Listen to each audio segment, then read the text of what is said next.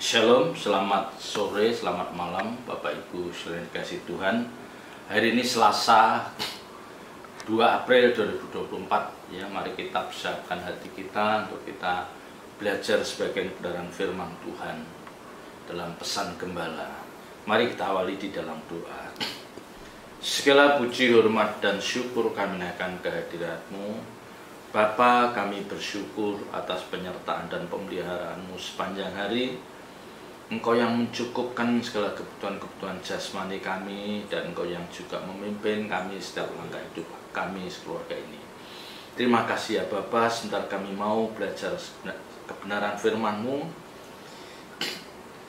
Kami mohon urapi pelayanan hamba-Mu ini.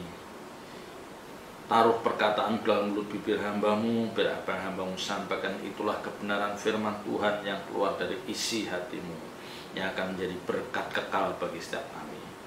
Di dalam nama Tuhan Yesus Kristus kami berdoa dan mengucap syukur. Haleluya. Amin. Bapak Ibu saudara yang dikasih Tuhan, kita ini hidup di tengah-tengah masyarakat yang heterogen, ya, yang majemuk. Ya, jadi di mana kita tinggal itu kita selalu akan bersentuhan dengan orang-orang di luar Kristen, ya. Artinya kita tinggal di lingkungan yang mungkin mayoritas non-Kristen, ya. Bahkan mungkin di dalam keluarga kita atau keluarga besar kita juga ada saudara-saudara kita yang lain, ya, yang mungkin tidak satu agama dengan kita. Itu harus tidak menjadi masalah bagi kita. Ya, saya harus katakan, kita hidup di negara yang Bhinneka Tunggal Ika ini, kita tidak perlu mempersoalkan iman kepercayaan orang lain, ya. Bahkan kita diajarkan, sekalipun seringkali kita merasa terganggu dengan pernyataan beberapa orang yang tidak bertanggung jawab, tapi pada kesempatan ini saya mau katakan, jangan kita menanggapi, ya, jangan kita menyikapi yang tidak pas. Saya mengajak Bapak Ibu Saudara untuk fokus pada kehidupan kita pribadi dan keluarga kita. Ya, mari kita fokus pada hidup kita pribadi, orang-orang yang kita kasihi, pasangan hidup, anak cucu menantu kita, dan keluarga besar kita yang memang itu adalah satu iman, ya, sama orang percaya, ya, itu kita fokus ke sana. Kita tidak perlu menyampaikan narasi-narasi yang nadanya adalah ingin menunjukkan bahwa kita lebih rohani dari yang lain, ya, agama kita lebih benar dari orang lain, ya, pengajaran kita lebih benar dari orang lain. Kita tidak perlu, ya. Saya mengatakan tidak perlu, karena pada akhirnya yang dilihat orang itu ragam hidup nyata kita hari lepas hari, itu yang dilihat. Mereka tidak mau tahu, ya, kita itu Kristen aliran apa, ya, bahkan mereka mungkin juga tidak mau tahu kita itu agama apa. Tapi mereka, ya, mereka akan dengan seksama menilai kehadiran kita, kehadiran keluarga, rumah tangga kita itu di tengah-tengah lingkungan di mana kita tinggal. Mereka akan menilai itu, ya, apakah kehadiran kita sebagai orang percaya di lingkungan, di RT, di RW, di kelurahan di mana kita tinggal itu memberkati banyak orang, atau menjadi batu sandungan, bahkan menjadi cibiran. Itu yang harus kita persoalkan, ya. Mengapa saya mengatakan hal ini? Karena tidak jarang kita mendengar orang-orang sekitar kita atau tetangga-tetangga kita itu tanpa sadar mereka ngerasani, ngomongi yang itu adalah orang percaya juga, ya, orang Kristen juga, ya. Dan mereka tidak menyebut identitas atau agama mereka, tetapi mereka yang mereka bicarakan adalah perilakunya, ya. Jadi bukan karena si A agamanya ini, enggak, perilaku dari keluarga ini, perilaku dari ini, itu yang dinilai, ya. Jadi banyak orang sudah tidak peduli dengan identitas kita. Dan saya mengajarkan juga begitu. kita tidak perlu menonjolkan identitas kita, apalagi dengan secara tersirat, ya, menunjukkan, saya ini di gereja leader, saya ini di saya pendeta. Tidak perlu itu, ya, tidak banyak, ya, itu akan menjadi bumerang.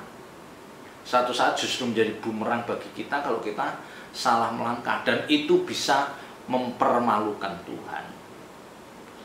Ya, jadi sekali lagi saya ingatkan untuk kita fokus pada diri kita dulu. Habis itu kita fokus pada pasangan hidup kita, orang-orang di rumah kita, anak-anak, cucu, menantu kita, itu kita fokus.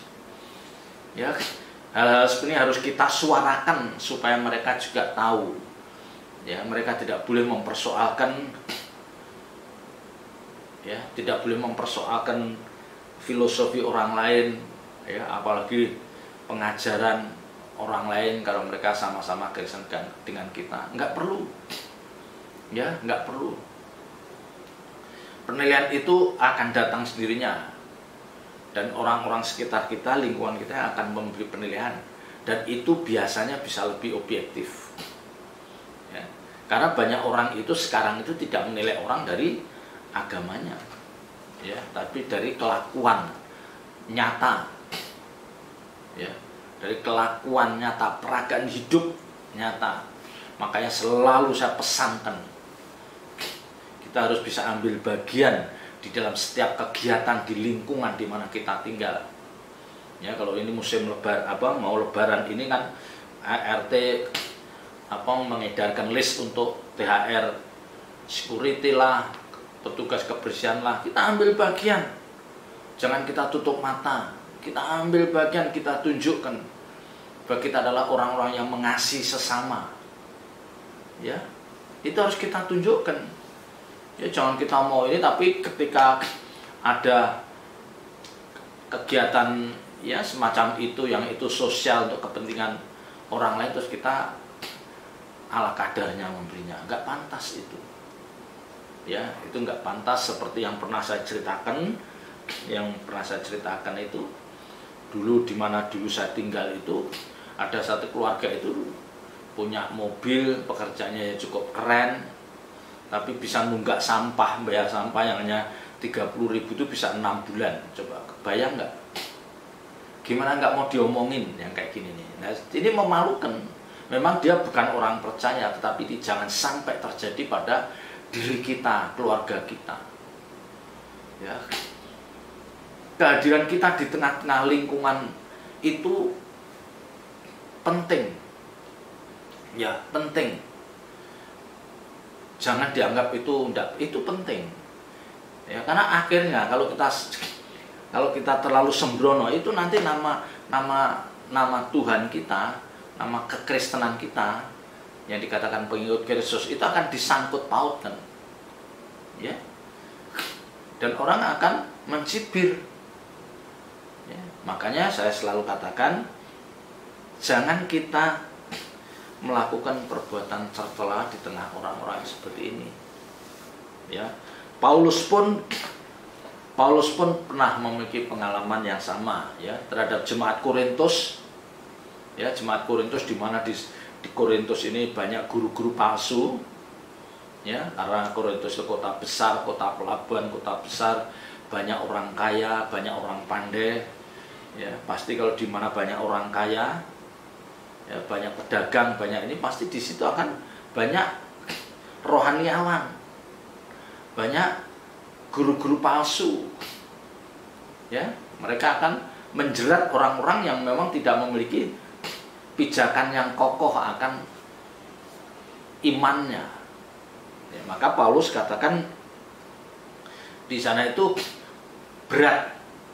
Ya, hidup kamu di tengah-tengah jemaat di Korintus, kamu akan disorot oleh banyak orang. Ya, disorot oleh banyak orang. Karena di Korintus itu kan ada muridnya Paulus, Apolos, siapa lagi, ya banyak. Ya, masing-masing kelompok punya guru atau rohaniawan masing-masing. Ya, yang akhirnya orang, ya, saya yakin akhirnya orang tidak melihat mereka dari kelompok mana, tetapi mereka melihat peragaan hidup dari orang-orang ini seperti apa. Kalau memang kehadirannya itu memberkati orang-orang sekitarnya, mendatangkan keteduhan, ya, mendatangkan sukacita, ya mereka akan mengapresiasi. Ya. Tetapi sebaliknya kalau kehadiran mereka tuh ya justru merugikan, ya, kita menjadi orang yang tidak mau, ya, yang tidak peduli dengan lingkungan. Nah, ini akan menjadi omongan. Dan Paulus memahami hal ini, ya, dan ini juga masih relevan dengan kehidupan kita saat ini, ya. Bapak Ibu Saudara kan pasti menyimak, merasakan betapa orang-orang di luar sana itu juga berjuang untuk memperjuangkan kehidupan rohaninya untuk semakin meningkat. Ya, kalau kita perhatikan kehidupan rohani orang-orang di luar Kristen itu, mereka juga berjuang bagaimana mereka juga bisa memperagakan hidup yang memberkati banyak orang. Kalau soal masalah murah hati, ya, masalah bantu sesama, mereka bisa tidak kalah. Iya, mereka bisa tidak kalah. Karena pada prinsipnya kalau mereka tuh melakukan perbuatan baik yang disebut sebagai amal, ya, amal itu yang membantu, menurut keyakinannya itu membantu mereka untuk masuk surga. Jadi itu dipentingkan. Perbuatan baik, beramal itu penting kan. Kalau mau mengeluarkan zakat fitrah itu penting, ya, dan kita menghormati karena memang syariatnya mengatur seperti itu. Dan sebaliknya malah kita itu kadang-kadang bangga dengan apa yang kita yakini, tapi di satu sisi kita pelit, ya, ini kontradiksi, ya, ini pasti salah ini. Orang Kristen yang dewasa rohani, yang dia mengerti, memahami kebenaran firman Tuhan yang lengkap, nggak mungkin dia akan pelit, nggak mungkin, ya, tidak mungkin salah yang mereka dengar, ya, atau mereka memang orang-orang yang egois, ya, orang seperti ini sulit masuk surga, ya. Saya mau ngajak Bapak Ibu Saudara melihat di dalam 2 Korintus pasal 3, ya, dikatakan 2 Korintus pasal 3 mulai ayat yang pertama, adakah kami mulai lagi memujikan diri kami? Ya, jadi Paulus mau mengatakan pada jemaat Korintus, adakah kami mulai lagi memujikan diri kami? Ya. Paulus dianggap itu sudah lewat, sudah nggak perlu aku memuji diri kami, nggak perlu lagi. Sekalipun Paulus dikelilingi, di sekitar Paulus ada guru-guru palsu yang juga memberitakan pengajaran-pengajaran, dan mungkin di antara guru-guru palsu itu ada sosok yang memang memuji dirinya untuk diakui kehebatannya. Tapi kalau Paulus katakan tidak perlu, ya, nggak perlu memuji diri kami. Bagi Paulus yang penting adalah buah dari pelayanan kami, itu yang lebih penting. Sama Bapak Ibu Saudara, saya mengingatkan, ya, kita tidak perlu membanggakan apa kedudukan kita di gereja itu apa. Apakah sebagai WL, sebagai pembicara di mimbar, sebagai ketua seksi, tidak perlu. Tetapi buah pelayanan kita yang harus dilihat orang-orang sekitar kita, ya, bahkan status sosial pun, jabatan kita pun nggak perlu, ya. Apa artinya kita memiliki jabatan mentereng dengan status sosial tinggi, tapi kalau ternyata anak-anak kita, ya, tidak hidup dalam kebenaran, bahkan menjadi celaan banyak orang, tetangga kiri kanan, itu memalukan, ya. Jadi saya mengajak sudah kita mulai memikirkan untuk kita tidak membanggakan sesuatu yang jasmani, ya, membanggakan sesuatu yang kasat mata, jabatan kita, kedudukan kita, status sosial kita, itu sudah tidak penting, ya. Orang pasti akan melihat siapa diri kita yang sebenarnya. Pasti akan lihat, suatu saat mereka akan lihat, ya, jadi kita tidak perlu pamer apa-apa barang-barang branded di status di status WA kita, profile kita, nggak perlu, ya. Apa arti itu semua? Apa arti itu semua kalau kita gagal di dalam membangun rumah tangga, yang berkenan di hadapan Tuhan. Enggak ada artinya. Ya, orang lain boleh aja, wah mungkin ya, satu rumah itu semua jadi pelayan-pelayan Tuhan. Ya, satu rumah itu dari pelayan-pelayan Tuhan. Tetapi setiap hari orang mendengar cekcok, berantem, teriak-teriak, nggak rukun. Apa artinya? Ya, sama tetangga juga nggak rukun. Apa artinya? Ya, apa artinya? Atau perlukah kami seperti orang-orang lain yang menunjukkan surat pujian kepada kamu atau dari kamu? Ini sudah nggak penting. Ya, udah nggak penting. Apakah harus menunjukkan ini loh, jabat aku ini loh aku punya sertifikat ini loh aku pernah jadi pembicara ini. Itu sudah nggak perlu lagi. Ya, hal-hal yang seperti itu hanya dilakukan oleh orang-orang yang, maaf ya, tanda petik bodoh. Ya, mereka menginginkan pujian dari manusia. Kalau kita sudah enggak, udah lewat, mestinya sudah lewat di situ. Ya, keberhasilan kita, keluarga kita, keberhasilan anak-anak kita, biar mereka yang melihat. Tidak perlu kita memberikan kesaksian terbuka. Oh, enggak perlu, sangat tidak perlu. Ya, karena saya katakan kita lebih fokus mendandani hidup kita, karena ini berat, Bapak Ibu. Saya harus mengatakan berat. Di tengah-tengah kehidupan seperti saat ini, ya, nyari uang juga tidak begitu mudah, apalagi nyari pekerjaan. Ya, kita mencari teman yang orang-orang yang sahabat dekat atau sahabat yang tulus itu pun susah. Kita nyari orang yang murah hati, yang mau mengerti perasaan kita, itu susah.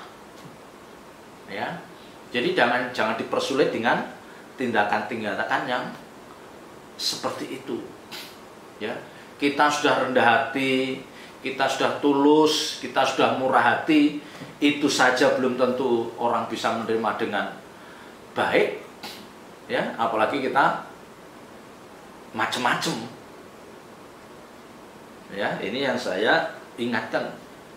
Ayat 2, kamu adalah surat pujian kami yang tertulis dalam hati kami dan yang dikenal dan yang dapat dibaca oleh semua orang.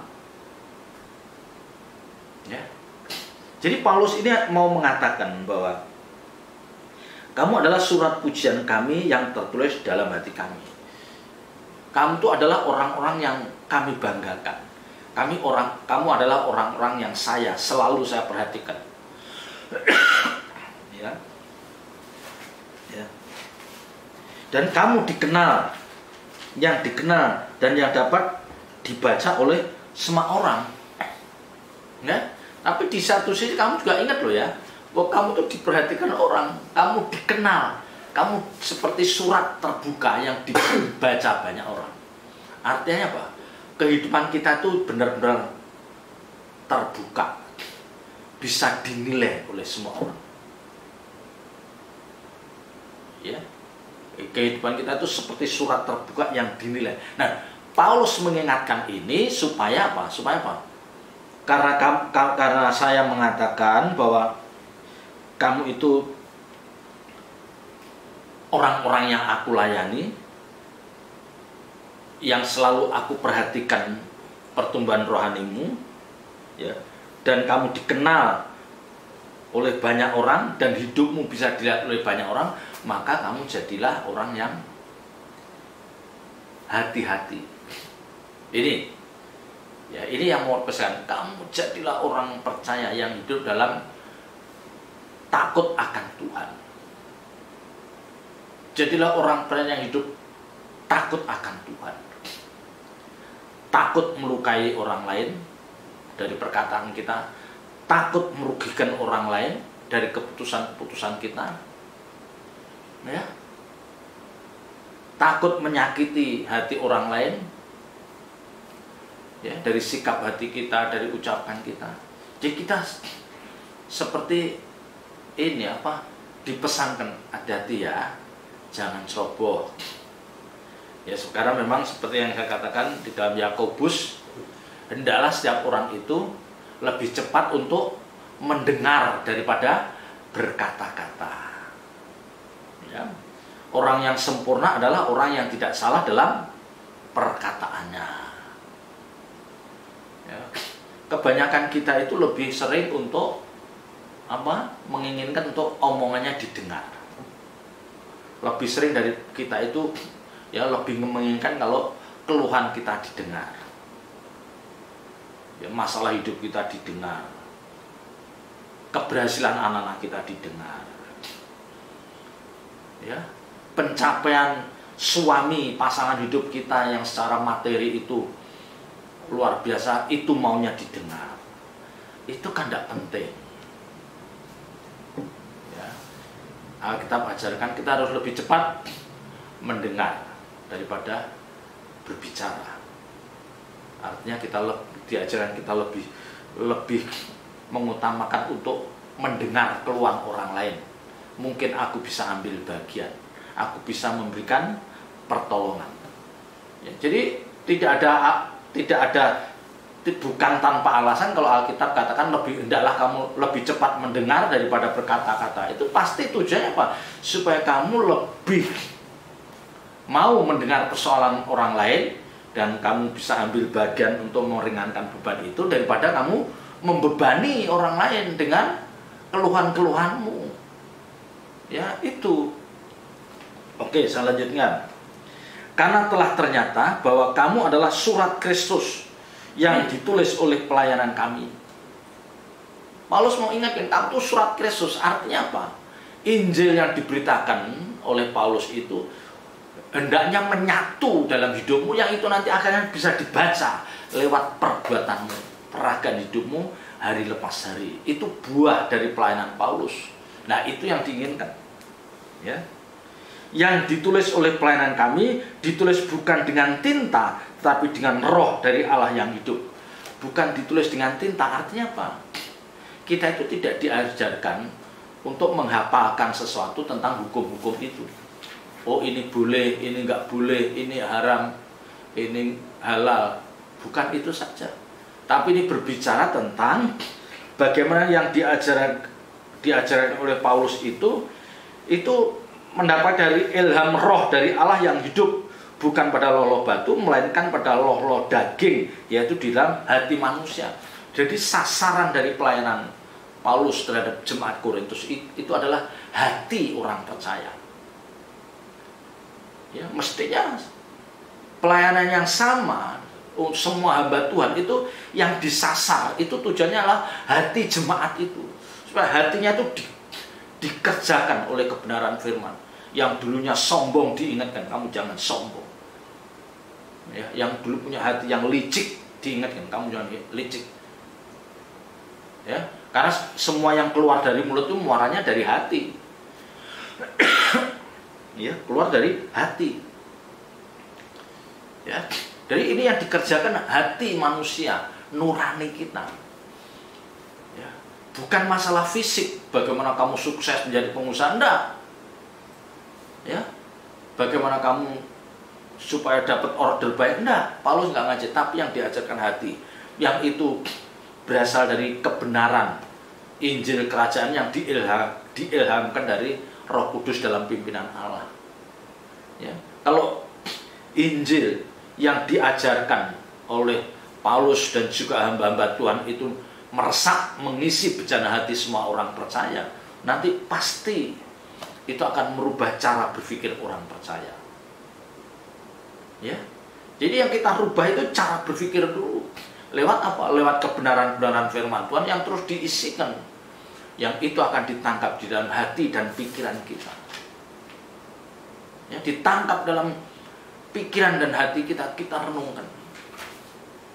Ya, di situ kita akan diingatkan, Roh Kudus akan berbicara, kamu salah, kamu sombong, gitu, kamu pelit, kamu arogan. Ya, karena firman itu, kalau firman kebenaran itu memiliki kebenaran yang benar-benar benar, itu memiliki kekuatan untuk mengingatkan setiap kita. Ya, pasti itu akan Roh Kudus akan berbicara kebenaran, ngomong begini, kamu nggak boleh gitu. Ya, kalau kita mau rendah hati. Makanya yang selalu saya katakan, pergunakanlah setiap malam itu untuk merenungkan apa yang telah kita lakukan sepanjang hari. Ya, supaya hidup kita tidak menjadi tidak mempermalukan Tuhan.